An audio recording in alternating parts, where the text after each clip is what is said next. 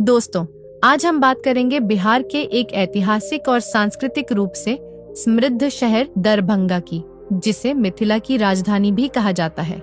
यह शहर अपनी कला, संस्कृति, शिक्षा और यहाँ के शानदार ऐतिहासिक धरोहरों के लिए प्रसिद्ध है। दरभंगा बिहार के उत्तर मध्य में स्थित है और इसकी सीमाएं उत्तर में नेपाल, पूर्व में मधुबनी, पश्चिम में समस्तीपुर और दक्षिण में मुजफ्फरपुर जिले से मिलती है। यह जिला लगभग 2279 वर्ग किलोमीटर के विशाल क्षेत्र में फैला हुआ है। यदि बिहार की सड़कों पर चलते हुए ज्यादातर BR 07 नंबर प्लेट वाली गाड़ियां देखने को मिल जाए तो समझ जाइएगा कि आप बिहार की पावन भूमि यानी कि दरभंगा जिले में प्रवेश कर चुके हैं। आज के समय में यह इलाका मिथिला की समृद्ध परंपराओं और यहाँ की अनूठी संस्कृति का प्रतीक है। यहाँ की मैथिली भाषा, लोकगीत और मिथिला पेंटिंग न केवल भारत में बल्कि पूरी दुनिया में प्रसिद्ध है। इन सब के साथ साथ दरभंगा अपने स्वादिष्ट खान पान के लिए भी काफी प्रसिद्ध है। यहाँ के प्रमुख व्यंजनों में माछ भात, लिट्टी चोखा और मखाना की खीर बेहद लोकप्रिय है। माछ भात दरभंगा का सबसे लोकप्रिय भोजन है। सरसों के तेल और मसालों में बनी मछली की स्वादिष्ट सब्जी हर खाने को खास बना देती है। यह जिला अपनी उपजाऊ मिट्टी के कारण कृषि के क्षेत्र में भी अग्रणी है। यहाँ मखाना, पान और लीची का उत्पादन बड़े पैमाने पर होता है। और आइए अब जरा हम दरभंगा का ऐतिहासिक महत्व को समझ लेते हैं। तो दरभंगा का नाम संस्कृत के 2 शब्दों यानी कि द्वार और भंगा से लिया गया है, जिसका हिंदी में मतलब है टूटा हुआ द्वार। ये शहर प्राचीन काल में मिथिला क्षेत्र का प्रमुख केंद्र रहा है और यहाँ राजा जनक की सभ्यता के प्रमाण मिले हैं। मुगल और ब्रिटिश काल में भी दरभंगा का विशेष महत्व रहा तथा यहाँ पर कई मुगल राजाओं ने सदियों तक राज किया।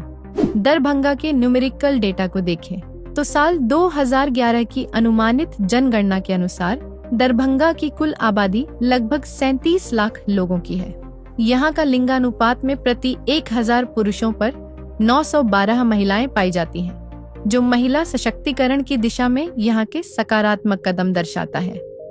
हालांकि यहाँ शिक्षा के स्तर में अभी भी काफी सुधार की आवश्यकता है तथा दरभंगा की साक्षरता दर महज 64.43% है।